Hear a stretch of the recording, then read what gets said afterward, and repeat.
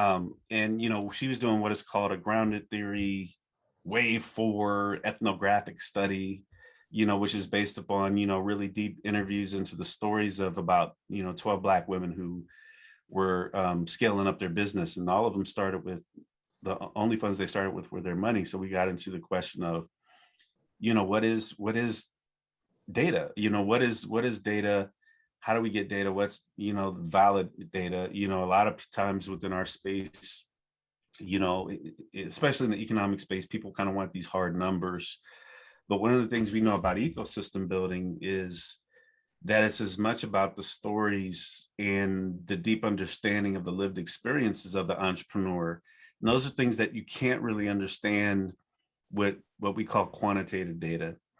So, when we look at it, and when we look at the concept of data as ecosystem builders, and folks that are working with entrepreneurs, I think it's important to understand why we need it. What are we actually using it for?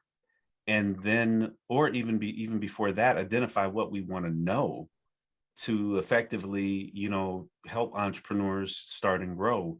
And most likely it's going to be, pretty decent mix of what we call quantitative data, which in short is just, counting beans, bean counting. And some is more sophisticated than that, right? You get into things like regression analyses and the various other, kind of quantitative methods like our economists at the Fed use, that take these huge data sets and kind of do things to kind of see what's the statistical significance of them, or simply just counting the numbers of entrepreneurs in your community and things like that. And then there's the qualitative side, which is like kind of like I said, it's the more lived experiences or the soft experiences of individuals that we're serving, or how they feel about something, or how they're interacting with something. And you're probably going to look at a good mix of both of those when you're building out your ecosystem. But the tough question for us is really, again, is what do we want to know and why? And then the third question, which I'm glad with Startup Space and how David and the app and the data collection methodology is doing, is getting better data to even be able to ask those questions. Because sometimes we can ask questions and there's just no way to get the information in the short run that we may want, because there's no high quality data out there for us to make those decisions. So Dell, tell us a little bit more about your work with entrepreneurship-led economic development, because traditionally economic development has been focused on bringing HQ2s, right? Like trying to displace one business into another city. And entrepreneurship has taken a backseat, mainly as a way to not be able to measure, because they couldn't measure the tinkerers. There were not business registrations, et cetera. How can we bring data to the forefront to actually help tell our story that entrepreneurs are the best economic activity generators? Right. Yeah. Well, first, David, I mean, we need data to even prove and test that assumption. But by all accounts, it's the data that we have and the research that we have is true.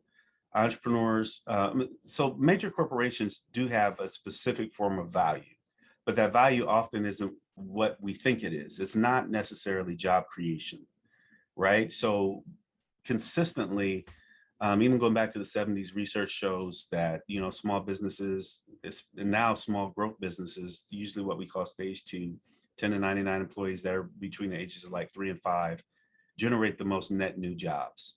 And there's a logic to that if you think about it. Like if you're building a scalable company, the rate at which you're hiring new people is most likely going to be dramatically faster than a more stable, mature company, whether it's a small business or a corporation. The challenge, though, is within the economic development space, is that let me back up. In many cases, people think musical chairs is actually creating net new jobs. So, for example, if one company moves from city A to city B, and with it, they bring 500 jobs, the new community will say, well, wow, we brought in 500 new jobs. We created 500 new jobs by our economic development strategies. But the reality is that unless that corporation that is coming is experiencing significant growth, then they're really just transplanting jobs. And so it's an illusion.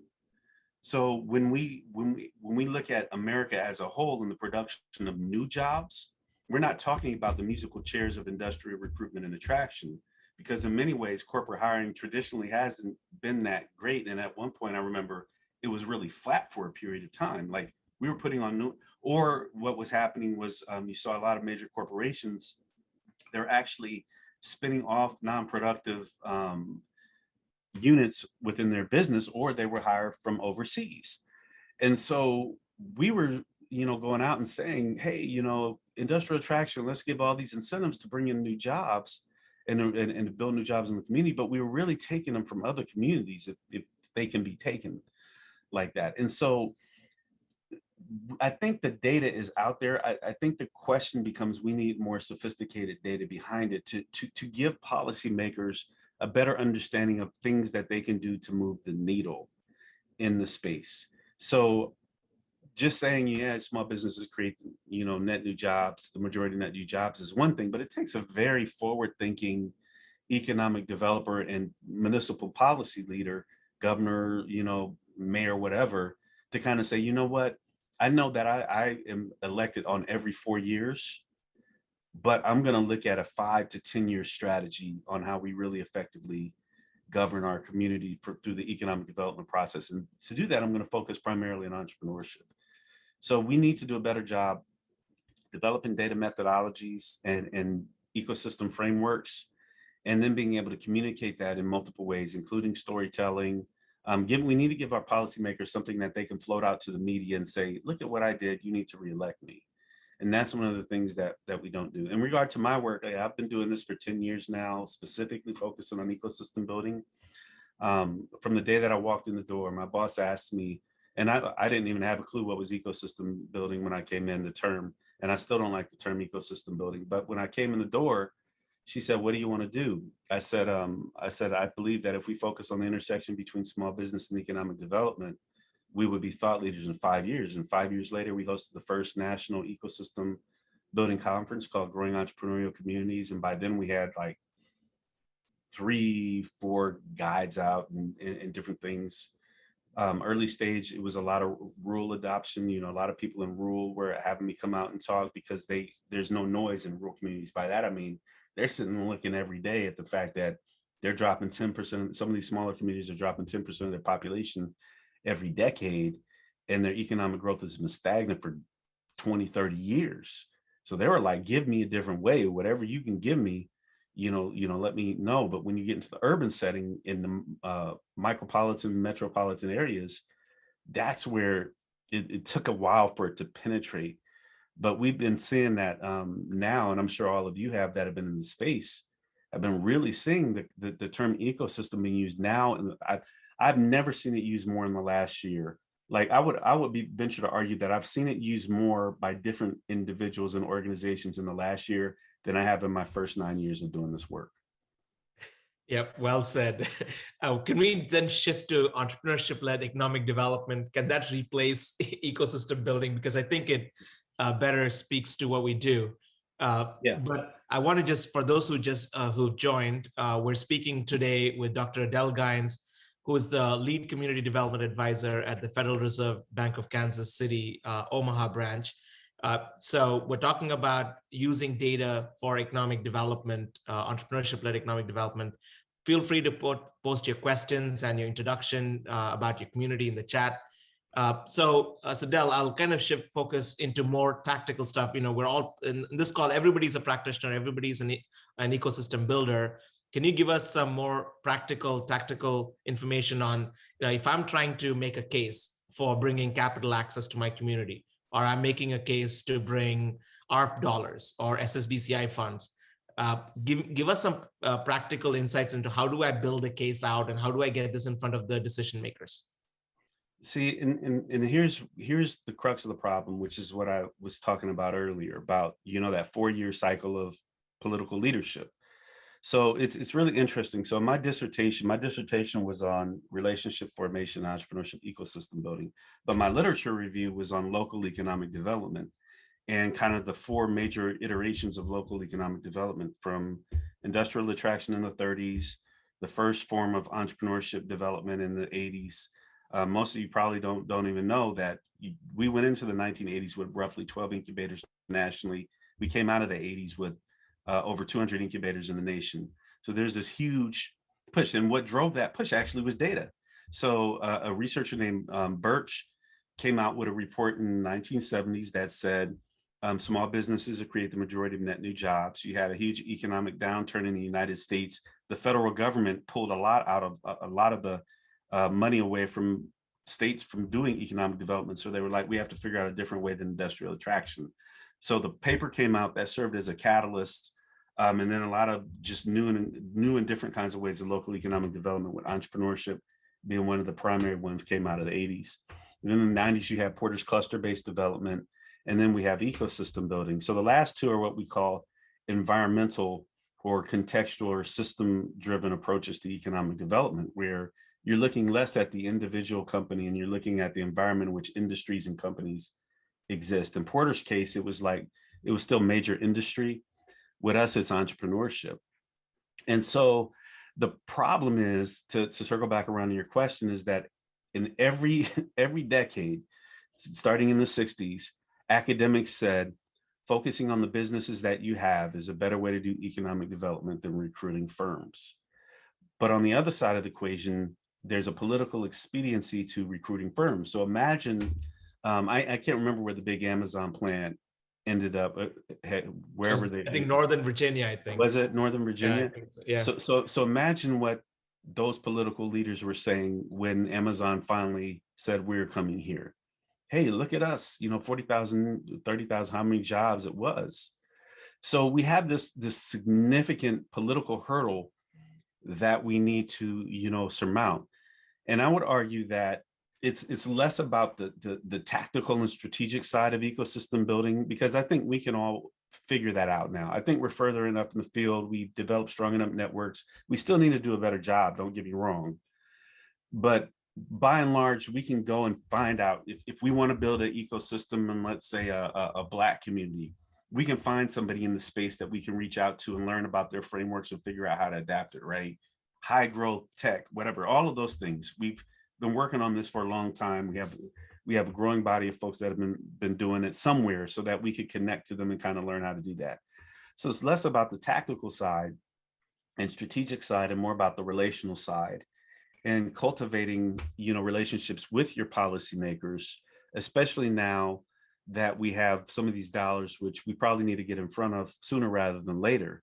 So, here's the major difference between, because like I said, I'm a certified economic developer. And the reason I got my CCD way back in 2013, I think, was because I knew that for me to really push entrepreneurship-led development the way that I wanted to, I had to have the credentials, I had to be in those rooms, and I had to understand what they were learning as developers. So one of the things about economic developers, which ecosystem builders are, but they don't claim it usually, is that economic developers traditionally have pretty solid relationships with their municipal leaders, their policymakers, their mayors, their council people, those things. And I would ask, if we were going to do a poll, I would ask the people in this group and say, how many of you have, would say on a scale of 1 to 5, you have a 3, 4, or 5 level of relationships with your municipal leaders or your government leaders at the state level, right? And these are the people that ultimately are forming the economic development policy, the incentive structures. They're the ones that are ultimately signing off on planning deals, all these different things. And a lot of us are not even in those spaces to have those conversations. So then when we want to go, and I'm gonna bring the data side into this now. Then when we want to go and say we have these American Recovery Plan dollars that are coming that can be distributed towards entrepreneurship. We have the SSBCI dollars that are dedicated to entrepreneurship. We had the SBA Community Navigator program, which is defined for entrepreneurship. And we say all of these things would be very, very useful for us as entrepreneurship-led developers and ecosystem builders. But yet we don't have a relationship with the people that are making decisions on those monies, right? And so once we have the relationship, or we use data to have an introduction into that relationship. So I'll give you a real world example. So I'm trying to get David in startup space into Nebraska, because we have for the first time ever, we have a Black head of economic development in the state of Nebraska. He put an office in my community, which is the Black community in Omaha. And I now have a weekly meeting with the individual that they put in there, and I know the economic development director. So I'm trying to bring David in through that relationship conduit to kind of say, look, here's a platform that can do a lot of different things in the entrepreneurship space, including giving us data. But let's say that I didn't have paved those pathways. Me trying to introduce David into that relationship to try to get the potential of bringing that product here, which can have huge beneficial to my community, would have been very, very difficult. But the way that I sold it was that, hey, this is a great, ecosystem building model, great for entrepreneurship, and it can provide us some data that we probably cannot get anywhere else based upon the way that it's set up. So those two things work hand in hand, because you still need, even within a great relationship, unless it's completely nepotistic, or it's just completely, hey, this is my homeboy, and I don't care, he could have the most terrible product out there, I'm going to hire him. We still have to show value. So it's relationships first, letting them get to know you, being in the room of the table. How many of you regularly go to your chamber meetings? How many regularly go to your economic development meetings, right? How many of you sit on committees that are in the economic development space? How many of you, if the head of the economic development department, either at your state or your city level, how many of them would recognize you by name and know what you do, right? And so the data is what, kind of sells it, but the relationship is what gets you in the door. And if not, you're doing a lot of cold calling, like in sales. You're just trying to, all of a sudden you're this new person coming up in the room and saying, hey, entrepreneurship is awesome. I got this great, program where we can build out, these firms and support all of these other people. And they're just looking at you and saying, yeah, but remember the SBDC down the street? We know the Small Business Development Center, but we don't know you. So that's kind of the lesson learned, is that we get so downstream thinking about what we need to do tactically and strategically to build ecosystems that we forget that we're part of a broader political and social ecosystem that drives a lot of the resources.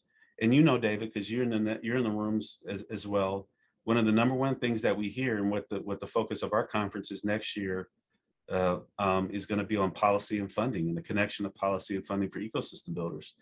Predominantly because the number one thing I hear from you all is that we're not getting funded, or we have to jury rig our funding, right? So most ecosystem builders are getting funded through programs, versus the actual process of ecosystem building. So they're kind of spinning off the money and chipping off money from the program development side, trainings and other things, other forms of development, and then they're using those funds to actually do the work of ecosystem building versus dedicated funding for ecosystem building. And so I guess, the long story short, what I'm really trying to say in answer to that question is that we want to connect you to the economic development world, because there's $70 billion that goes through the states every year for incentive-based economic development, primarily for industrial attraction and retention. And so, like Victor Huang says, and right to start, and I love it, he said, his whole premise is, can we get 5%, just 5% allocated towards entrepreneurship-led development, which when you look at the number 5%, you're like, oh yeah, that's a great, that's doable. 5% is not a big number, it's not even 10%, but 5% of 70 billion, especially when most of you don't even get like $100,000 to do ecosystem building, is huge. Well, we had Victor talk about this very topic last month in the community of practice about this 5%. And we're all huge advocates for his work, and thrilled that he's started to move the needle with the work that he's already doing in Missouri. I wanted to, there's so many pathways we can go from here. But one of the things that I have been struck by in our work with economic development, so I'll make it into a two-part question. One, I think the key value that ecosystem builders, if you differentiate them from economic developers and say they're like lower in the pipeline, the ecosystem builders have the trusted connection to the community, which economic developers struggle with. And I think the storytelling around that can be huge. If you can articulate a value proposition in that you have the plumbing lines into the community and tell that story, I think the value proposition is very clear. So I want to go down that path and kind of first try to see, if you can help us articulate that value. And then I want to shift focus on the work you're doing on the other side of the spectrum. So I'll pause on the part B, but would love to hear your thoughts on, part A of this, and how do we articulate our value clearer? Yeah, so well, it's only value if it's perceived as valuable. And that goes back to what I was just pointing out. Like, we know that it's valuable. We know that the research shows that it's valuable, but is it politically valuable? So this is why when you see, so I've talked about ecosystem 1.0 and 2.0, right? So this is why you saw ecosystem 1.0, where people were saying we want to be like the next Silicon Valley, was actually getting traction, because you could point to very visible, when they actually hit, high growth firms that were coming out of ecosystem building work. And that was a political win for a lot of folks, because they were saying, okay, we saw this huge huddle or flywheel here in Omaha, and we could point to that and say, look at what our ecosystem work and our work with high growth entrepreneurs did. And so what you saw was this early stage division of what we call entrepreneurship and startups in the economic development world, and then small business. Small business is something else. It's over here. But startups, wow. And the reason that it was getting traction was it was because it was politically attractive.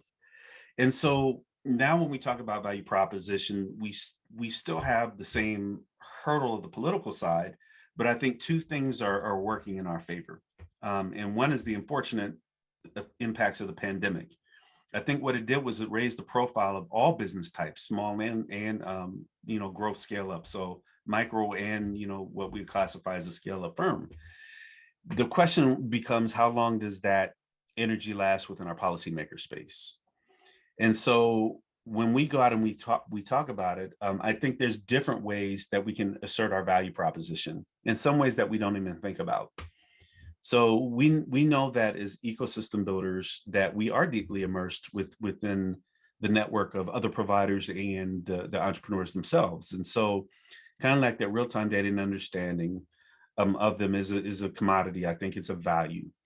The question becomes, is it valuable enough in and of itself to kind of spin a policymaker to say, yeah, I'll give that 5%. So let's just use that as a benchmark, the 5%.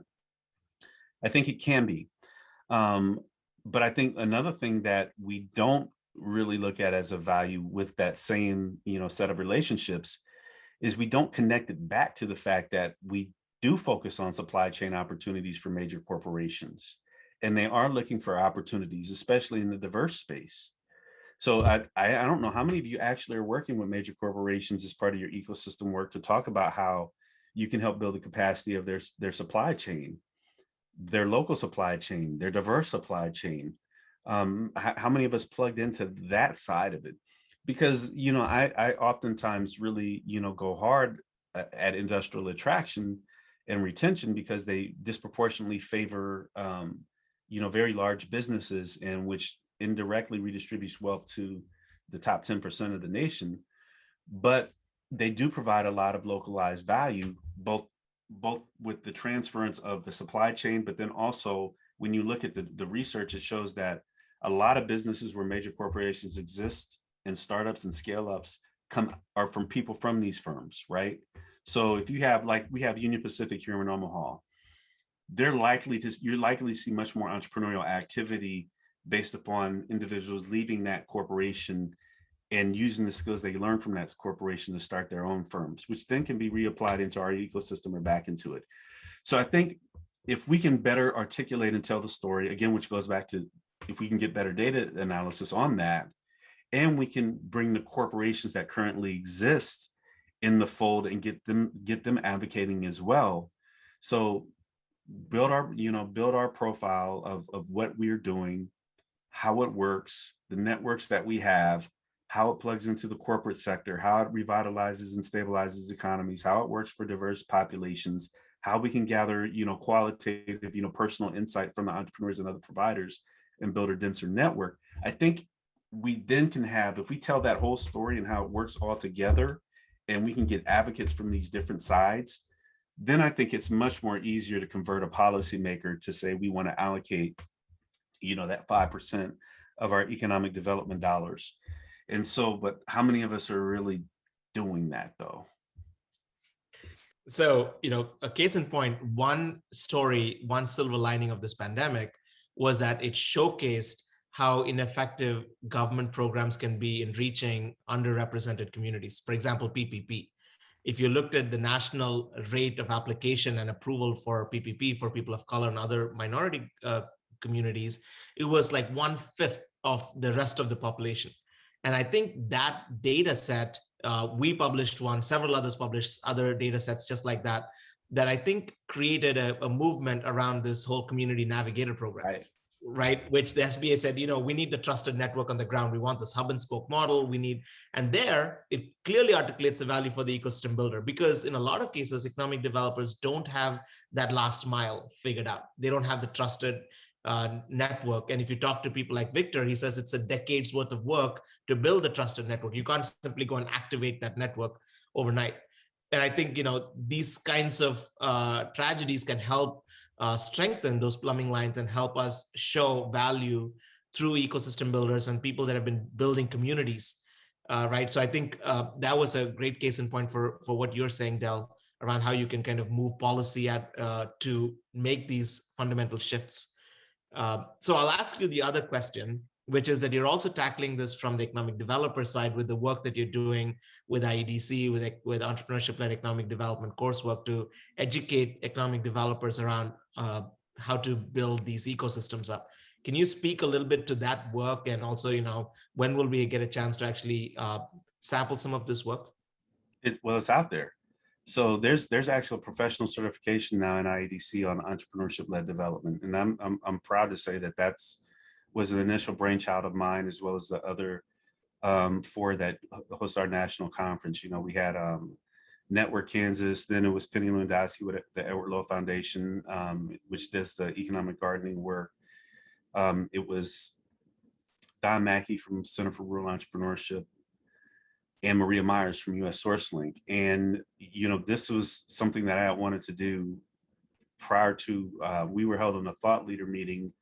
So every year we used to do our conference biannually in the middle of the year, or in the off year, we would have a thought leader summit. And so we came together in the thought leader summit. And one of the things that came out of that was we need to get a professional certification. And so we worked through, that process. Jeff Finkel was on board because he was looking at it as potential revenue moneymaker at IEDC, which proved to be true. And then between Kaufman and the Economic Development Association, we managed to get funding. Maria, I believe at SourceLink, got the contract and subcontract that out with Penny to write it. She got into the horrible accident where a drunk driver hit her. So she was laid up for a while. So we kind of crowdsourced the writing of the curriculum. And I wrote there's 2 courses now, but I wrote both of the chapters on equity and inclusivity in both of those courses and helped shape the rest of it. That's probably one of the most vivid, impactful things that I've probably done over the past 10 years. And I taught in the first or second course, and they had 100 people register for that. And I think the first 2 courses had a combined 150 to 200 people registered at $600 a pop for that. And then it's now professional certification and designation. So, I've been working to bring the 2 spaces together for probably 7 years, because I just saw that there's this huge divide. For those of you who went to the Kaufman conferences, you would see that very early on. You would see kind of like the shiny bell ecosystem builders early on in the first eShip conference, and you had nobody from the economic development space. We fortunately had a growing entrepreneurship conference because we kind of appealed to a different market at the Fed. We saw a much more broader mix. And then once, Kaufman started continuing to push forward and the field matured a little bit, Then you started seeing more economic developers in the space, but still it was difficult for the two to see that they were actually working towards the same goals, and they actually were both doing the work of economic development. Because ecosystem builders thought, man, we build the ecosystem. Economic developers said, well, we do industrial recruitment and attraction. That's the primary way we do this. And then you had your traditional small business developers, and the three weren't intersecting in any meaningful way. Now I think we've seen more of that cross pollination, which has led to more conversations on ecosystem building, which gives us now with the IEDC professional certification, because even if folks don't go to it, at least you can say, well, look, there's a reason why IEDC created a specialized certification in entrepreneurship-led development. Shouldn't you at least think about it, local economic developer? Like, shouldn't you at least consider what we do as part of the field of economic development now, which is just another brick in the credibility of our fields? That's awesome. Congratulations, Dell. And we've actually put the link to that course in the chat. So for those of you interested in signing up for the course, you can actually sign up right from the link in the chat. And also, if you're interested in asking Dell a question, please put it in the chat and we'll make sure we get to it. Dell, on the thought round, the work that we were doing with the eShip summits, etc., it feels like you got to remove philanthropy from economic development. And as long as philanthropy is in there, it kind of becomes a crux, because at the end of the day, philanthropy is great in like testing out solutions, etc. But there's no long-term funding in this space, correct? Like if you want to really, if you want to create long-term sustainable funding, you got to go to the economic developers, because their mandate, they have a mandate, right? They have a clear path to ROI. I give you $10,000, you give me 2 jobs. But in the world of philanthropy, you can't do a 1-for-1, or you give me this, I give you that back, because you're taking charitable dollars to try and make it give you ROI, which goes against charity. You can, because Kauffman is a foundation that does, right? And they're why most of you know about this work, probably. So you can do it. What I would say is philanthropy should not be the leader of it. Like philanthropy, coming in with the issues like social impact investing. The incubator that I used to run was heavily funded by philanthropy. So it can be done. The problem is like what you say, it creates structural problems, because the way philanthropy traditionally works. Like if you're embedded in the economic development process within your city or state, and you're getting state allocated funds for the program, because it's an economic development focus, that's very much different than having to go write a grant every year to get your program continued. I mean, even if you can get a 3-year commitment, which in many cases is rare, you're at the 3-year window, then you're having to wonder, how do I continue to do this? So philanthropy should be supportive. They shouldn't be the leader of it, especially, in communities of color or diverse communities or economically challenged communities, because then you're subject to the whim of whatever that philanthropist wants to do in that given year. Or if their foundation kind of, let's say economic downturn, all of a sudden their foundation and their endowment has less revenue, so they can give less. Now all of a sudden you're like, man, well, I was doing this work, but they're not funding me anymore, so the work has to go away. So the more we can, connect it, and there's people that actually disagree with me on it, and I'm fine, because some think that it shouldn't be part of the traditional economic development space, because then it forces, kind of mission creep and some of the other things. But here's the challenge, is that our philanthropists don't know how to do it. And most philanthropists, now there's the Entrepreneurial Finance Network that, was incubated in Kauffman. They have like 100 foundations that support entrepreneurship, and they're spinning off into a formal organization. So that's coming up. I wrote a guide back in 2015, I think it's called The Philanthropist Guide to Funding Small Business Support Organizations. And I'm thinking about maybe updating it next year in the Philanthropist Guide to Funding Entrepreneurship Ecosystem Building. But we can't assume that they know it. And because most, like Kauffman is a very focused, because their founder was an entrepreneur. He said, I want to support entrepreneurship and education. He dedicated it to it.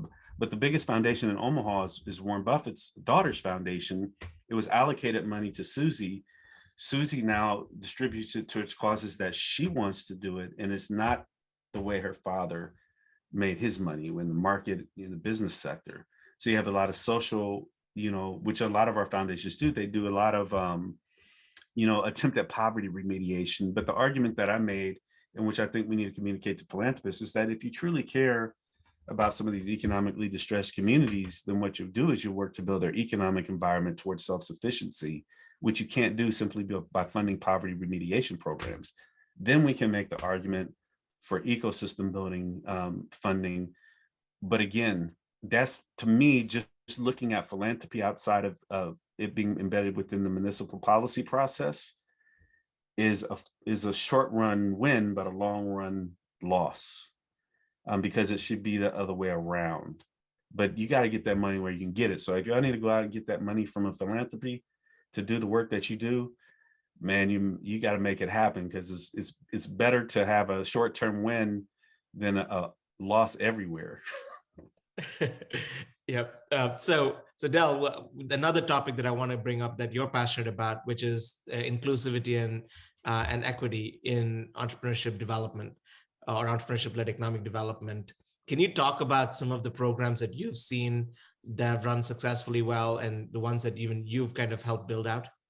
Yeah, as a general rule, kind of what I would argue is that you can't truly, and I wrote an article on this on Medium, that you can't be an effective ecosystem builder if it's not inclusive, because there's too much waste in the system, right? There's too much waste in the system, because what happens is, and this is the best example that I use, and I say, I look at it, if you have a woman whose entrepreneurial potential is a 10, and a male whose entrepreneurial potential is a 5, but the male gets 10 in resources, but the woman gets 5 because she's a woman, then they're both producing the same economic output. The problem is that if you resource them the same, she's actually doubling the output of the male entrepreneur. And so what happens when you under resource or under optimize your ecosystem, or your ecosystem is not inclusive, is what you do is you're distributing the resources within the ecosystem in a inefficient fashion. And this is what happens. So how many white people do you know who happen to have great relationships, access to the room, access to capital, but were terrible entrepreneurs? While you've probably had a whole cadre of diverse entrepreneurs that probably were better entrepreneurs than that guy, but because they didn't have access to the room, access to the networks, low quality ecosystem, they didn't even scale, right? Or we're even scared to start, because that's how we make decisions. We make decisions within the context of our network and our real environment and the things that we see. And this has happened over and over in America. And so a true ecosystem builder is one that is actually inclusive, because they're looking to build out an efficient, network of support and things within that ecosystem that will effectively help the entrepreneurs that have the high potential and low potential, whatever potential they have, and it will help sort them into the appropriate road to get to them to do what they want.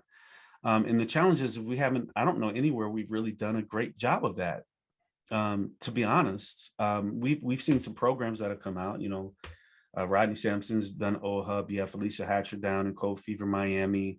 A mentee of mine, Christina Long, down in the Create campaign. She's doing some great things for, kind of your traditional small business and BIPOC communities. And you kind of hear those stories, and we're seeing some good stuff in rural communities like Network Kansas is doing a great job, and other folks. But if you look at the way our field is grown, this is kind of, like I said, ecosystem 1.0. Everybody wanted to be Silicon Valleys. Everybody focused on high growth, venture capital, exit. That was kind of the main focus, and the target of focus was your history. I back 10 years ago, this is what I used to say. I say, if we're not inclusive in our ecosystem building, what we run the risk of is replicating the good old boy network of the 1980s corporate environment into the good old boy network with their sons of entrepreneurship ecosystems. And so early stage, it was, remember, if any of you were early in the space, 8-9 years ago, like they used to do all of these startup networking meetings and all these hype train things. And you walk in there and it was probably 90% young white men and maybe a couple Asian developers that were in these rooms. And it was, a lot of the stuff was very fraternity-based party type scenes. where they'll go out drinking beer at 9 o'clock to talk about the entrepreneurship ecosystem and things like that. And I'm like, even back then I was going to bed at 8:30. So, I wasn't going to show up at one of those. And, you know, we, as the field has grown, we've talked more about inclusivity, and we've expanded the definition of ecosystem 2.0, which is not just high growth specific, but broader. But what we still haven't done is create good typologies of ecosystems, defining, how they work in different environments and what they look like in different ways. We haven't done a lot of blueprint, turnkey type strategies, and we haven't done a great job of developing high quality training, education, and knowledge system building. What we have done a good job of, though, is creating opportunities like this and like at the conferences, et cetera, for cross-pollination of ideas through relationships. But the problem is that while that's extremely valuable as a base for the field, you need to get to those other things for it to truly be able to have the kind of penetration and long-run impact that we have. Last point on that. So I mentioned that in my dissertation, I talked about the 80s and the first iteration of entrepreneurship support and economic development.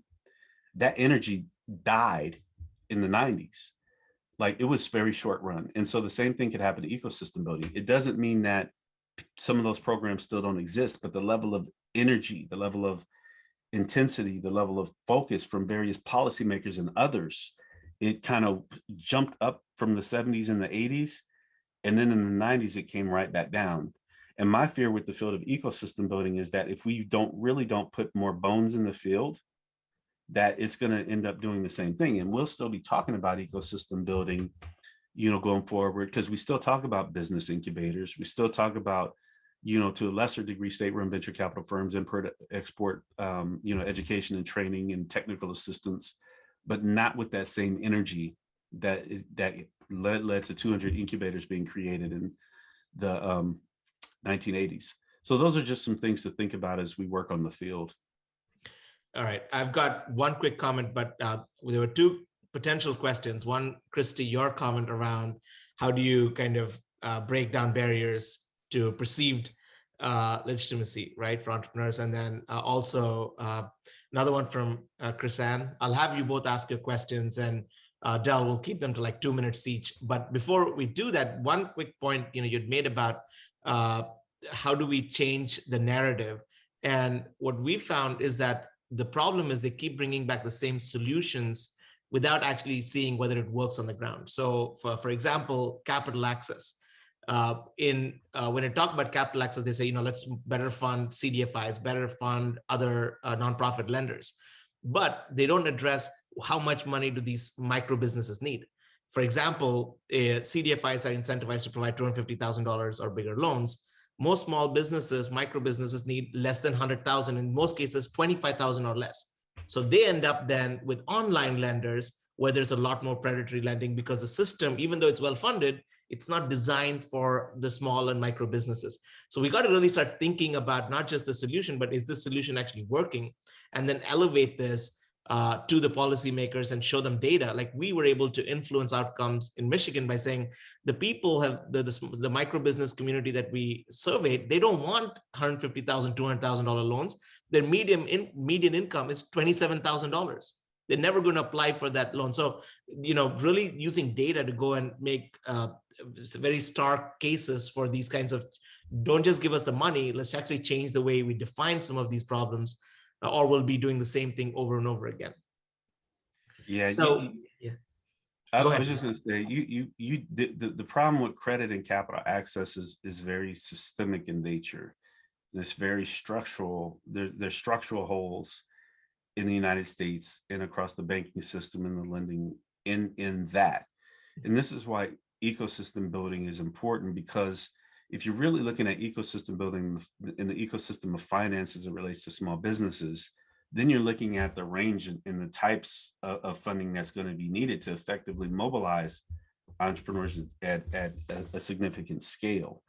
And right now, even your micro businesses, CDFIs, if you look at the absolute amount that they put out there to small businesses every year, it's still, relative to what the banking industry will do, is very, very low. And the problem is that even banks don't like to lend to small businesses as a whole because they can't price the product to the degree in which the market will bear. And so then you have your online lenders that are coming to fill the gap. But when you look at it as a whole, most people, 50% of small businesses, well, women for sure, start businesses with their own money, friends, family, and fools. The problem is that when it comes to equity, economic equity, inclusivity, if the average, net worth of a Black household is roughly like $15,000, and the average net worth of a white household is like 10 times that, and it fluctuates depending on the study, then even if both start with 50% of friends, family, and fools, their access to startup resources. So almost this capital flaw or structural flaw within the capital markets for small business is something that we have to solve. And I think ecosystem builders are in a great place to solve that, because we're the ones that are looking at a broad swath, cross-cutting, swath of small businesses and conversations, so that we really understand that what they need. Or with something like what you're doing with Startup Space, where you can kind of look at how people are moving in relative real time and kind of abstract that and kind of say, while we know we have to work across the spectrum of capital, if we really want to have some short-term wins and kind of move the needle in specific areas, this is probably where we need to figure out the funding problem. Yeah, exactly. All right, so Christy, I'll let you go first, and we'll try to keep these to just 2 minutes so we can end on time. But Christy, why don't you go first? Hey, Dr. Gons, good to see you, and everyone else. I really wanted you to talk a little bit more about how you see ecosystem building post-COVID. So, realize we're still in the pandemic. So what does that look like from your perspective?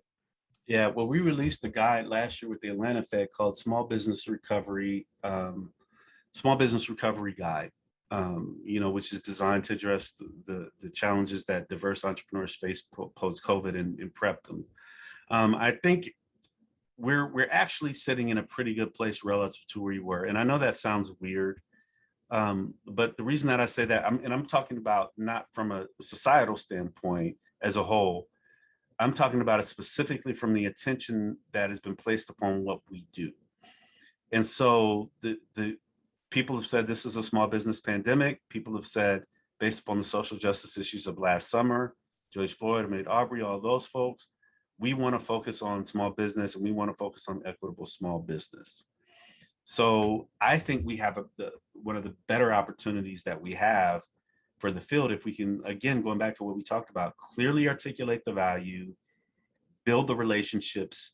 And one thing we haven't talked about is have a clearly definable program. Like a program of ecosystem building. You can't just walk in and say, hey, yeah, I meet entrepreneurs at the coffee shop and we connect them to other folks, right?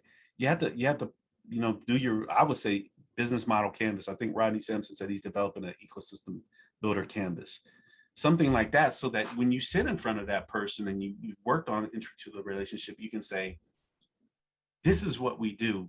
This is the impact that it's going to have. And then work to see if they'll get your support. And we talked a lot about the funding side, and this is my last 10 seconds. We need to talk more about the community side. Like, a lot of you think you have great relationships with diverse people. Do you really?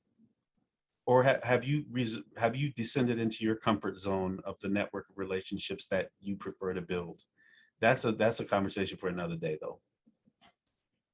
Yeah, so we'll have to bring you back. There's lots of other questions. There are also some questions in the chat if others want to take a stab at it. I don't know if Chrisanne is back. I see an empty chair. But I will just really quickly just point out that if you have other questions for Dell, you can reach out. Dell, what's the best way for participants to reach out to you? Yeah, you can. My email is weird. It's dell.gines@kc.frb.org. So we'll put that in the chat. You put that in the chat, but you can find me anywhere. Most of the time I talk about, work stuff on LinkedIn and Twitter. On Facebook, you get everything. So you can follow me in either way you want to go, but you're going to get a lot of randomness, grandbaby pics on Facebook, action movie stuff, all of that, as well as some of this stuff. But usually on Twitter and LinkedIn, I'm very focused on entrepreneurship ecosystem building space in my professional work. So it's I am Dell Gines, or on Twitter, I am Dell Gines, or it's just Dell Gines on LinkedIn. But don't follow the guy that catfished me, that said, basically replicated my profile and said he was an oil executive from Texas, which would have been nice. I'd probably get paid more, but. So I've put those two things in the chat here, both your website and also your email address. So please feel free to reach out to Dell. If you'd like a personal introduction from us, email us. You can email me, davidponraj@startupspace.app. I can make a warm introduction for you. And this recording will also be available after the call. For those of you who are interested in sharing this, we'll share this on our social media platforms. And then a really quick plug. We have the next community of practice. We have Ian Hathaway. Those of you that don't know Ian, he's written the Startup Community Way from Techstars. He'll be here on October 20th. And we'll have a link in the chat to be able to sign up for that session. So feel free to join that. That'll also be recorded. And before we close, Dell, I'll give you the last word. If we had to take one takeaway from this call that we will remember, what would you like that to be for us? Well, first, I would just like to say, I know the work that you do is hard, but it's very, very necessary as ecosystem builders. Relationship management is hard. It takes an emotional toll sometimes, and you have highs and lows. So I appreciate everything that you do, and I think it's vitally important for the long-run health of the United States as a whole. The second I would say is prioritize relationships first, both what we would call horizontal and vertical. Get better to know, have coffee with more diverse entrepreneurs and other providers, and really work to immerse yourself and get in the face positively of your local policymakers. I think if you do that, you have a better pathway into some of the opportunities that government funding can provide you. Well, with that, thank you so much for joining us, Dell. It was a pleasure having you on the call today. Thank you. Good to see everybody. Thank you.